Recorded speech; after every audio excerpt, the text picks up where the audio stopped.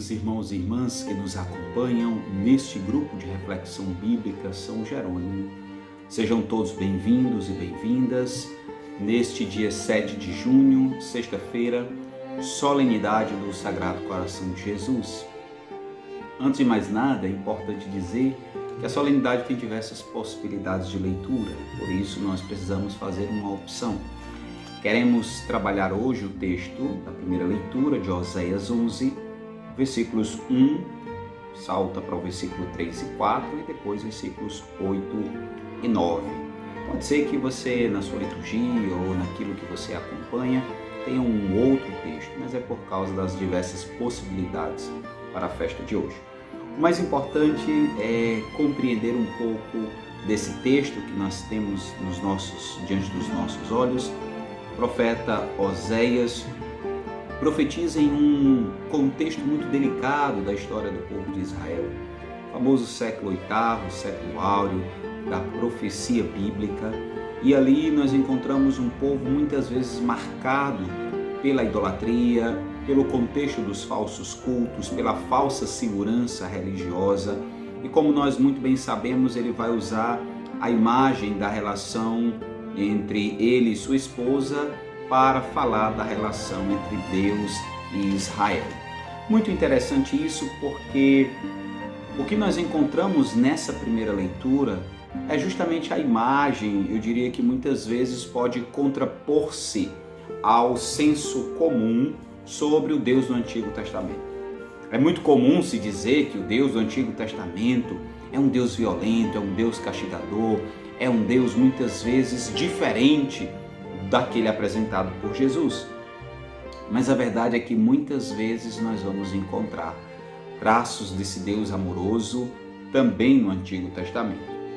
E a prova clara, uma das provas claras, é justamente esse texto do profeta Oséias, quando Deus se coloca numa experiência de intimidade materna com o seu povo. Aquele que acaricia, aquele que ensina ou ensinou o povo a andar, aquele que cuidou de Israel, de Efraim, desde a sua tenra idade. E de um modo especial, aquele que ensinou esse povo a caminhar nos caminhos da Torá, nos caminhos da lei. Contudo, esse povo, infelizmente, não reconheceu o papel, diria pedagógico, ou mesmo o papel misericordioso desse Deus. E muitas vezes correu atrás de outros deuses, e muitas vezes correu atrás de outras divindades.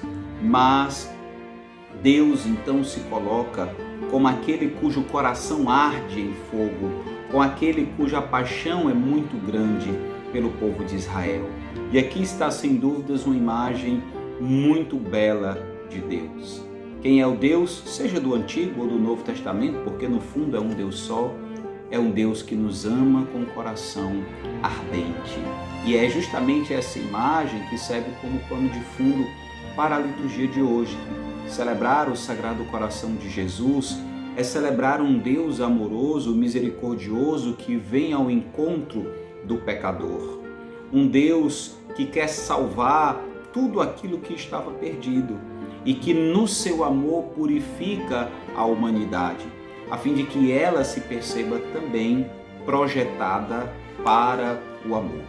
E é por isso que este texto do profeta Oséias nos fala muito acerca de Deus. Vivemos em uma sociedade marcada pelos utilitarismos das relações, em que a gente fica com uma pessoa, a gente se dá a uma pessoa enquanto ela tem algo a nos oferecer. A gente fica numa religião enquanto muitas vezes a gente consegue aquilo que a gente quer. E aí as nossas relações, as nossas vivências ou mesmo a nossa fé vai sempre se dando a partir da lógica do utilitarismo. Daquilo que me serve, eu mantenho. Mas precisamos entender que a lógica do Evangelho não é essa perspectiva utilitarista, mas a da gratuidade. Nós, assim como Deus, amamos gratuitamente ou devemos amar gratuitamente. Esse é o Deus que ama o povo de Israel, aquele povo pequeno, aquele povo simples, aquele povo que muitas vezes foi marcado pelo pecado, mas que Deus o acolhe, o abraça como uma mãe abraça o seu filho. E assim é Deus também para conosco. Nós que muitas vezes nos deparamos com nossa fragilidade, com nossa pequenez, com as nossas ingratidões, mas que Deus também, de um modo especial, através do seu Filho Jesus, nos recorda o seu intenso amor por nós. Por isso, celebrar o coração de Jesus é celebrar um Deus amoroso, um Deus que nos quer junto de si, que não apenas nos ama, mas que nos convoca ao amor. É essa a grande característica de Deus que se torna identitária aos cristãos. Nisso reconhecereis que vocês são meus discípulos, se vos amardes uns aos outros. Portanto, diante de um Deus apaixonado e amoroso como esse que a Escritura nos apresenta, se faz necessário que nós também aprendamos a amá-lo, a nos apaixonar constantemente por esse Deus, retirando da nossa relação os utilitarismos, mas vivendo gratuitamente, amando a esse Deus que nos ama também de forma gratuita. Que essa sagrada liturgia nos faça reencontrar a força e o impacto da misericórdia de Deus que vem ao nosso encontro, e que através dessa misericórdia nós sejamos multiplicadores do dom do perdão do Senhor, que nós sejamos instrumentos dessa salvação que vem à humanidade através de Cristo Jesus, e que na solenidade do Sagrado Coração o nosso coração arda em amor por Deus e por nossos irmãos. Louvado seja nosso Senhor Jesus Cristo, para sempre seja louvado.